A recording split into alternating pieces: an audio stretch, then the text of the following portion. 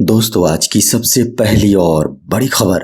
झारखंड के मुख्यमंत्री श्री हेमंत सोरेन ने शहीद डिप्टी कमांडेंट राजेश कुमार को दी श्रद्धांजलि। लातेहार में नक्सलियों के साथ हुई मुठभेड़ में शहीद हुए झारखंड जगुआर के डिप्टी कमांडेंट राजेश कुमार को झारखंड के मुख्यमंत्री श्री हेमंत सोरेन ने श्रद्धांजलि दी। उन्होंने शहीद राजेश कुमार के पार्थिव शरीर पर पुष्प चक्र अर्पित कर श्रद्धांजलि अर्पित की। डिप्टी कमांडेंट के बच्चों, पत्नी और परिजनों से भी मुलाकात की। उन्होंने ढाढ़स बंधाया और राज्य सरकार की ओर से हर संभव सहयोग का भरोसा दिलाया। गिरिडीह से बड़ी खबर सामने आ रही है। 2 लापता मासूम बच्चियों का मिला शव। गिरिडीह जिले के सरिया थाना क्षेत्र के शरवारी गांव से मंगलवार शाम से लापता 2 बच्चियों के शव बुधवार सुबह गांव के ही तालाब में तैरते हुए पाया गया। शव मिलने की खबर मॉर्निंग वॉक पर गए लोगों ने गांव वालों को दी। उसके बाद गांव वालों की भारी भीड़ जमा हो गई। घटना की सूचना पर मौके पर सरिया थाना पुलिस पहुंची। बताया जा रहा है कि मंगलवार की शाम से ही दोनों बच्चियां लापता थी, जिसकी सूचना सरिया पुलिस को दी गई थी। इधर घटना की सूचना मिलते ही गांव में हड़कंप मच गया। दोस्तों, खूंटी से बड़ी खबर सामने आ रही है। खूंटी के तपकारा के थाना प्रभारी रिश्वत लेते हुए गिरफ्तार। एसीबी ने तपकारा थानेदार विक्की ठाकुर को 10,000 रुपए रिश्वत लेते हुए गिरफ्तार किया है। थानेदार ने एक कांड के मामले में 10,000 रुपए की मांग की गई थी। इसी दौरान एसीबी की टीम ने उसे 10,000 रुपए लेते धर दबोचा। उसके बाद थानेदार और उसके साथी दोनों को गिरफ्तार कर एसीबी की टीम रांची ले गई। झारखंड के स्वास्थ्य मंत्री श्री बन्ना गुप्ता ने कहा, जरूरतमंद मरीजों को दी जाएगी 50,000 से 5 लाख तक की सहायता। स्वास्थ्य मंत्री बन्ना गुप्ता ने कहा, जिनके पास आयुष्मान कार्ड नहीं है वैसे जरूरतमंद मरीजों को अधीक्षक से 50,000, निर्देशक की ओर से 1 लाख और मंत्री की ओर से 5 लाख की सहायता दी जाएगी। मंत्री ने रिम्स के कार्डियोलॉजी में आयोजित विश्व हृदय दिवस कार्यक्रम में बोल रहे थे। स्वास्थ्य मंत्री बन्ना गुप्ता ने कहा कि हार्ट के रोग से बचाव के लिए इलाज से अधिक जन जागरूकता जरूरी है। इलाज भी सिर्फ शहरों तक सीमित न रहे, दूर दराज के इलाकों में भी इसके इलाज की व्यवस्था होनी चाहिए। उन्होंने कहा, डॉक्टरों के लिए मरीजों के हित को ध्यान में रखते हुए राज्य सरकार मेडिकल प्रोटेक्शन बिल ला रही है। दोस्तों, बड़ी खबर सामने आ रही है। एसबीआई के 600 पदों पर निकली बम्पर भर्ती। एसबीआई ने स्पेशलिस्ट कैडर ऑफिसर के पदों पर भर्ती के लिए नोटिफिकेशन जारी कर दिया है। एसबीआई की ओर से जारी नोटिफिकेशन के अनुसार कुल 606 पदों पर भर्तियां की जाएंगी। इसमें ऑनलाइन आवेदन के लिए उम्मीदवारों को एसबीआई की ऑफिशियल वेबसाइट sbi.co.in पर जाना होगा। स्टेट बैंक ऑफ इंडिया की ओर से जारी इस वैकेंसी में आवेदन प्रक्रिया 28 सितंबर 2021 से शुरू हो चुकी है। इस वैकेंसी के लिए आवेदन प्रक्रिया 18 अक्टूबर 2021 तक चलेगी। वहीं एग्जाम फीस जमा करने की अंतिम तिथि यही है। जारी नोटिफिकेशन के अनुसार मैनेजर मार्केटिंग पद के लिए परीक्षा का आयोजन 15 नवंबर 2021 को होगा, जिसके एडमिट कार्ड 3 नवंबर 2021 को जारी होंगे। इन पदों पर आवेदन करने से पहले ऑफिशियल वेबसाइट पर उपलब्ध नोटिफिकेशन को जरूर देखें। स्कूलों में शुरू होगी प्रधानमंत्री पोषण योजना। प्रधानमंत्री नरेंद्र मोदी की अध्यक्षता में मंगलवार को हुई केंद्रीय मंत्रिमंडल की बैठक में कई महत्वपूर्ण फैसलों को अंजाम दिया गया। केंद्रीय मंत्री अनुराग ठाकुर ने कहा कि जहां तक प्रधानमंत्री पोषण योजना की बात है तो इसमें मिड डे मील योजना को समाहित कर दिया जाएगा। इसके अलावा भी इसमें बहुत कुछ जोड़ा जाएगा। इसके लिए योजना पर खर्च को बढ़ाकर 1,31,000 करोड़ रुपए किया गया है। इन योजनाओं से 11,20,000 से अधिक विद्यालयों के करोड़ों छात्र लाभान्वित होंगे। इस योजना राज्य सरकारों की साझेदारी में चलाई जाएगी, लेकिन इसमें सबसे बड़ा योगदान केंद्र सरकार का होगा। देवघर से बड़ी खबर सामने आ रही है। यहाँ गिरफ्तार हुए 8 साइबर अपराधी। देवघर के साइबर थाना की पुलिस ने 8 साइबर क्रिमिनलों को अरेस्ट किया है। इनके पास से 16 mobile, 28 SIM, 6 ATM, 1 passbook, 1 chequebook सहित 1 4 पहिया स्विफ्ट डिजायर कार और एक दोपहिया अपाची बाइक बरामद हुआ है। दोस्तों, खबर मौसम की। भारतीय मौसम विज्ञान केंद्र के अनुसार 30 सितंबर तक झारखंड में बारिश होगी। इस दौरान अधिकतम तापमान में भी 3 से 4 डिग्री तक की गिरावट देखी जा सकती है। पूर्वानुमान है कि अधिकतम तापमान 27 से 29 डिग्री के बीच रहने के साथ न्यूनतम 22 से 23 डिग्री के बीच रहने की संभावना है।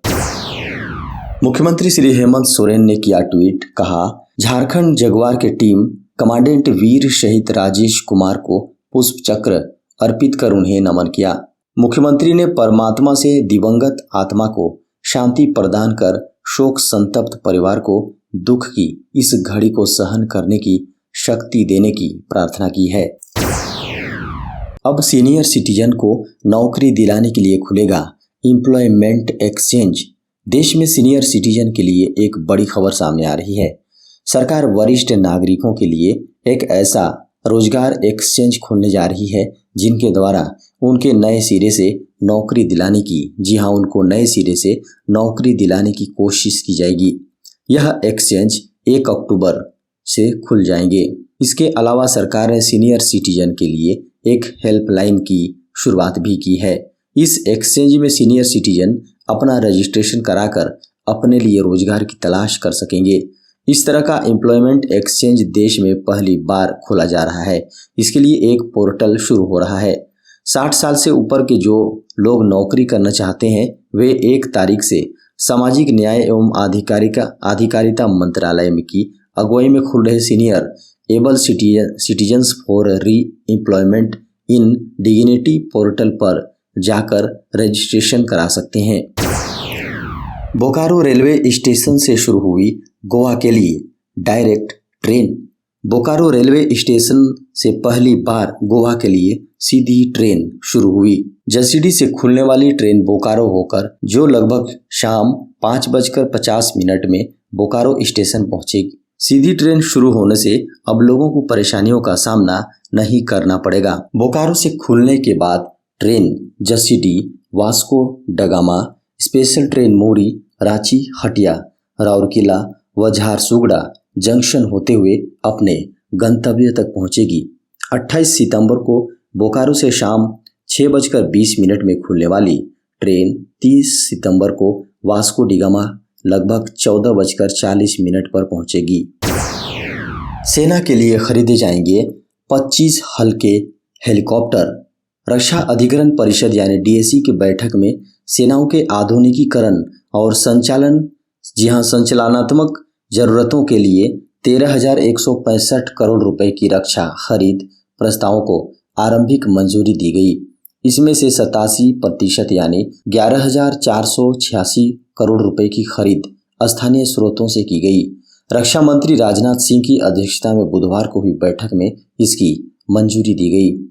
जिन सैन्य उपकरणों की खरीद के लिए मंजूरी दी गई है उनमें 25 आधुनिक हल्के हेलीकॉप्टर और रॉकेट के लिए गोला बारूद शामिल है। विमानों का निर्माण देश में ही HAL द्वारा बाई इंडियन श्रेणी में किया जाएगा। रक्षा मंत्रालय ने एक बयान जारी कर कहा है कि रॉकेटों के लिए 4,962 करोड़ रुपए के गोला बारूद की घरेलू खरीद को भी मंजूरी दी गई है। मंत्रालय ने कहा कि हेलीकॉप्टर खरीदने की लागत 3,850 करोड़ रुपए आंकी गई है। झारखंड में पिछले 24 घंटे के दौरान मिले 76 सक्रिय मरीज।